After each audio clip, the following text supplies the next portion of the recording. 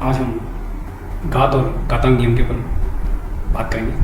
ये कंपटीशन में बहुत काम आते हैं सवाल, और अक्सर मैंने देखा है कि कंपटीशन की जब तैयारी करते हैं तो बेसिक ज्ञान नहीं होता, कहाँ पर क्या गलती हो सकती है उसकी सही जानकारी नहीं होने के कारण से रट नहीं सकते, गणित में रटा नहीं जा सकता, तो सवाल गलत हो जाते हैं। तो आज मैं केवल बेसिक जो उनके नियम है घातांक के, उन पर ज़्यादा मैं चर्चा करूँगा ताकि आपको उसके बारे में गहनता से जांच हो सके। तो सबसे पहले देखिए, जैसे संख्या ये है 2 गुणा 2 गुणा 2, ये कोई लिखा हुआ है, तो 2 को 2 से गुणा करेंगे 4, 4 को 2 से गुणा करेंगे तो कितने आते हैं इसके, कि ये 8 है। अब इसको कैसे लिखा जाए? तो ये जो संख्या आ रही है वही संख्या बार बार आ रही है, तो ये जो संख्या बार बार आ रही है ये कहलाती है आधार। ये क्या कहलाती है? आधार। तो इसका आधार हो गया 2। ये कितनी बार आई है ये कहलाता है घात, घातांक। तो कितनी बार आया है? 2 3 बार आया है तो घातांक आ गया 3। और इसे जो लिखते हैं उसे लिखने का जो तरीका है वो 2 की घात 3, इस तरह से लिखते हैं। ये तो थोड़ा बड़ा छोटा घातांक लिख देते हैं। तो सबसे पहली चीज़ ये कि ये जो संख्या है इसमें 2 की घात 3, यानी ये 2 की घात 3, तो ये जो संख्या है ये आपका आधार कहलाता है। जिस संख्या को बार बार जो संख्या आ रही है वो आधार कहलाती है। ये जो संख्या है ये घातांक कहलाती है। जो कितनी बार आया है, आधार कितनी बार आया है उसको दर्शाता है ये घातांक। ये चीज़ पहली चीज़ क्लियर होगी आपकी कि आधार क्या है और घातांक क्या है। तो 2 की घात 3। अब जैसे ये है कि 2 की घात 3 जो लिखा गया है तो ये 2 है, तो 2 के ऊपर कोई भी संख्या लिखी हुई है तो उसका ऊपर का जो गुण है आधार जो है, तो आधार तो 2 है और इसका घातांक हमेशा 1 रहता ही रहता है। तो इस तरह से हुआ, तो एक तरह से ये हो गया कि 2 आया जो 1 + 1 + 1 यानी कितना आ गया आपके 2 की घात 3, ये बात हुई। तो अपन इस संख्या को इस तरह से लिखते हैं, तो 2 की घात 3। तो लिखने का तरीका ये, तो ये जो घातांक है ये घातांक आपस में जुड़ते हैं। उसके लिए मैंने और तरीका रखा इसको कि जैसे कोई सवाल है 8 × 16, इन दोनों को जो गुणा करते हैं तो ये जो गुणा आया आपका, अब 128 के टुकड़े करते हैं अपन, तो 128 के 2 का भाग दिया आपने, तो ये आया आपके पास 6 और 4 64, फिर 2 का भाग दिया इसमें तो ये आ गया आपके 32, फिर 2 का भाग दिया आपने तो ये आ गया आपके पास 16, फिर 2 का भाग दिया तो ये आ गया आपके पास 8, फिर 2 का भाग दिया ये आपके पास आ गया 4, फिर 2 का भाग दिया ये आपके पास आ गया 2, फिर 2 का भाग दिया। इस तरह से ये तो 128 की ये चीज़ हो गई 2 × 2 × 2 × 2 × 2 × 2 × तो इसे अपन यूँ लिख सकते हैं 2 की घात 7।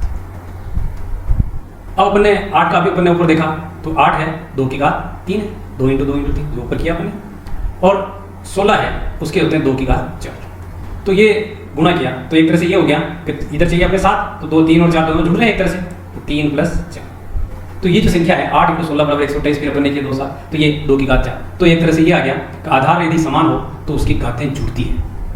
आधार यदि समान हो तो क्या आ गया कि उनकी घातें जुड़ती हैं। तो यदि मान लीजिए कोई आधार x है और उसकी घात m है, इसी प्रकार से आधार है और उसकी घात n है, तो सवाल क्या हो गया कि उनकी घातें जो है वो जुड़ेगी। ये आपका एक नियम है।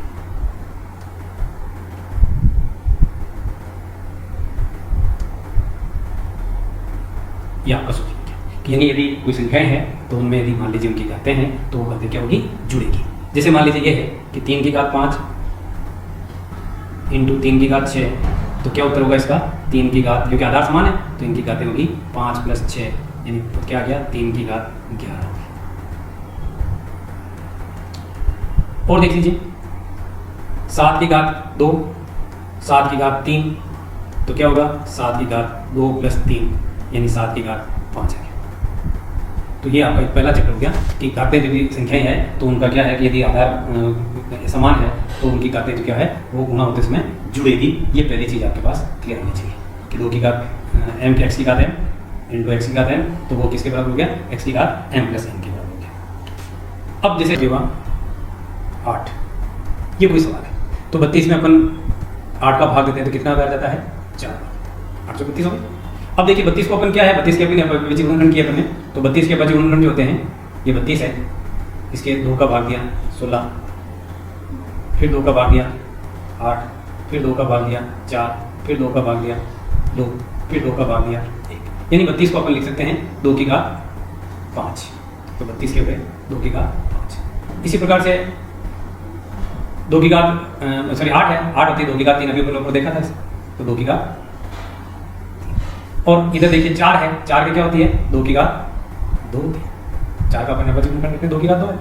तो अब देखिए इसमें 5 2 की घात 5 बटे 2 की घात 3 किसके बराबर 2 की घात 2 के बराबर। इसका मतलब ये हो गया कि 5 में से ये 3 कट जाए तो कितना बच जाएगा 2 की घात 2 हो जाएगा।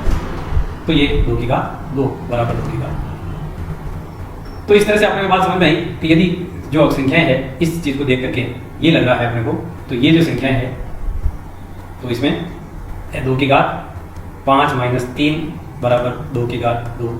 तो एक तरह से ये हो गया कि यदि उनकी संख्याएं भाजित हो रही है तो अपना यह है कि ये जो संख्याएं हैं इस तरह से जो उनकी आधार है समान हो तो कहते हैं घटती है। तो ये जो सवाल आ गया आपके पास, अगर मान लीजिए x की घात m बटे x की घात n है तो m माइनस, ये आपका दूसरा सूत्र बन गया कि यदि मान लीजिए संख्याएं इस तरह से हो जिनमें आधार समान हो तो उनको जब भाग देते हैं तो उनके आधार जो है उनके घातांक जो है वो आपस में घट जाते हैं तो x की घात m माइनस n होता है। तो ऐसे सवाल देख लीजिए, जैसे मान लीजिए ये है 3 की घात 8 बटे 3 की घात 2, तो 3 की घात 8 माइनस 2 यानी 3 की घात 6, यानी 7 की घात 6 बटे 7।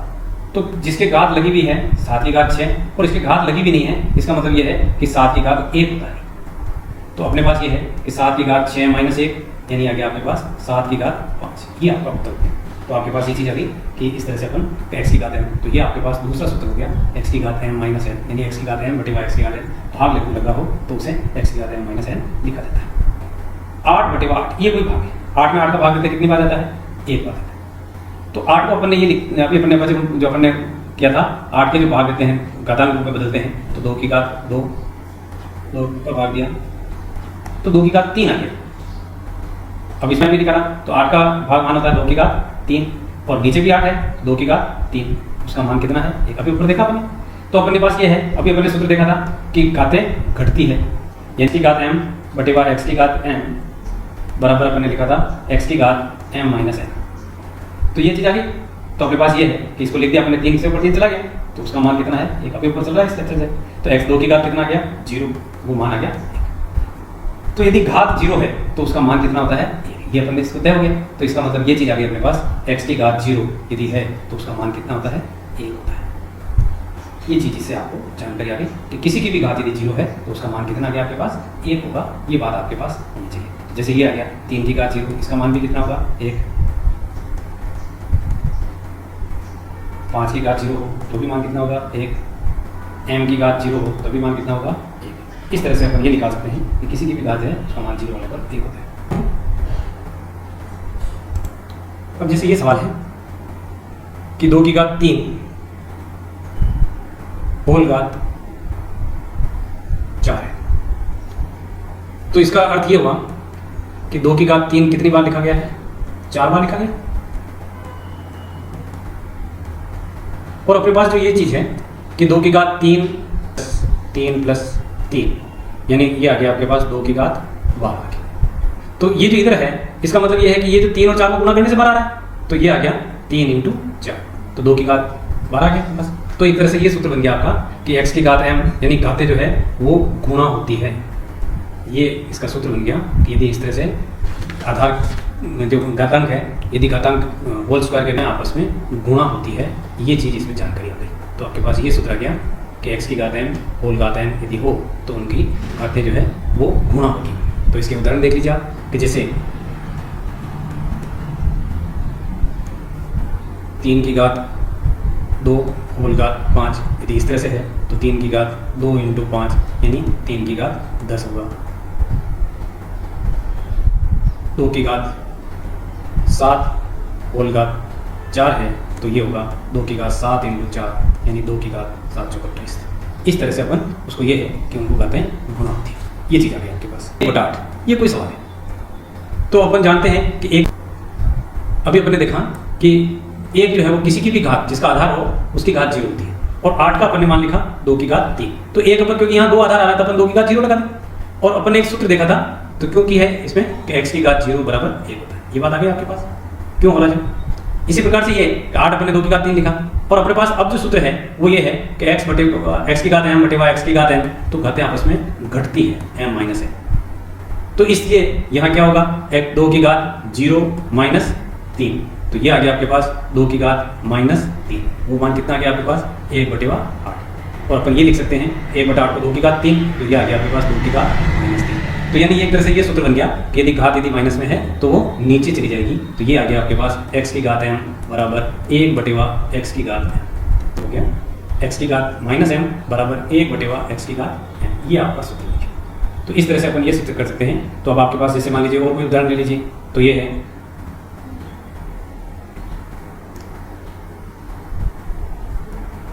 3 की घात -2, तो ये आ जाएगा 1/3 की घात 2, यानी 1/2।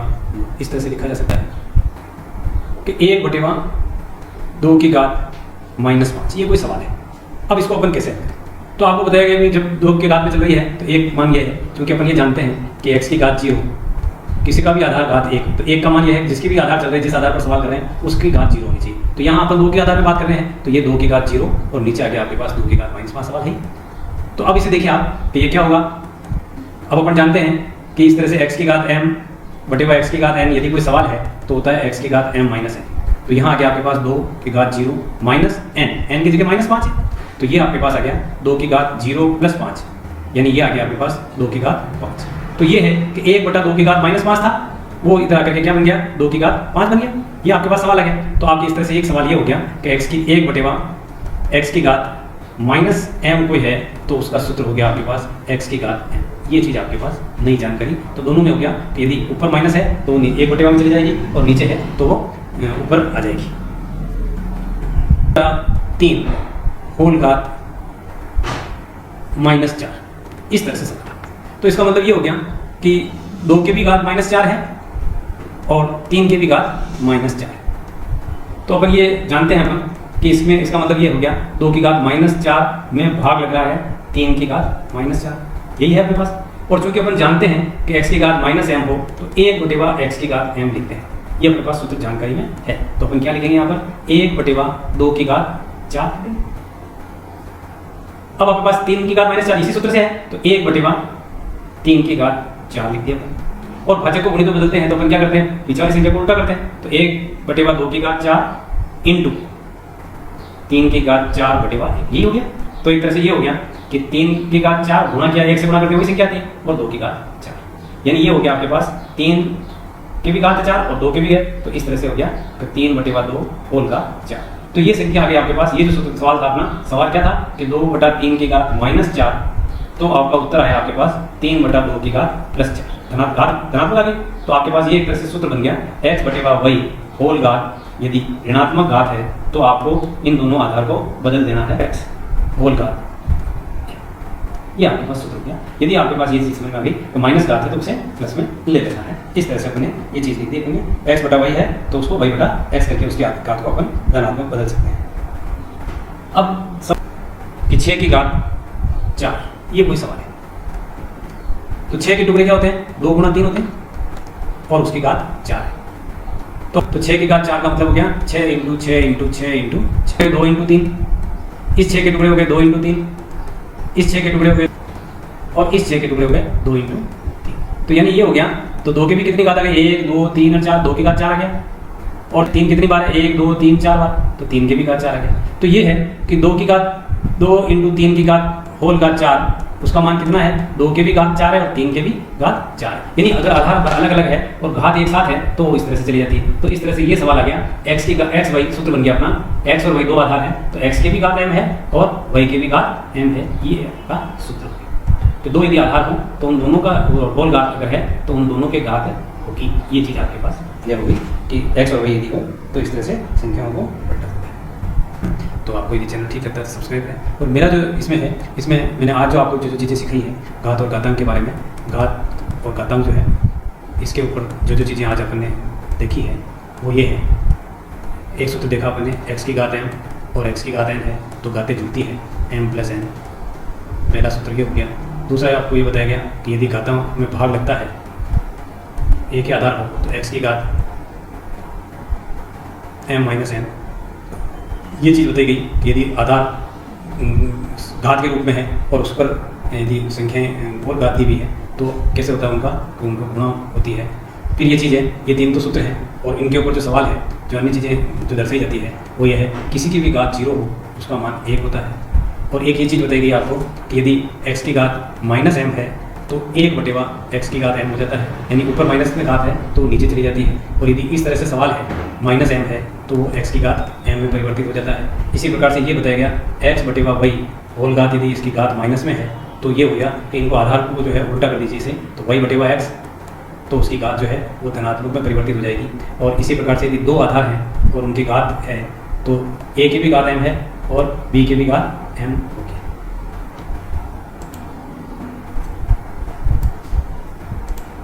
तो a की भी घात m होगी और b की भी घात m होगी। इस तरह से लिखा जाएगा m और b की घात m। इन दो यदि दिया गया तो इस तरह से संख्याओं को लिखा जाएगा। तो ये घातांक के ऊपर जो सूत्र हैं वो सूत्र ये हैं मुख्य रूप से। इन सूत्रों पर जो सवाल है वो आगे आपको भिन्न वाले सवाल कैसे आते हैं, कॉम्पिटिशन में किस तरह के सवाल पूछे जाते हैं वो मैं अगले आपको स्लाइड पढ़ूंगा, उसके अंदर आपको दर्शाऊंगा। आपको यदि चैनल अच्छा लगता है तो आप इसे निश्चित रूप से सब्सक्राइब करें।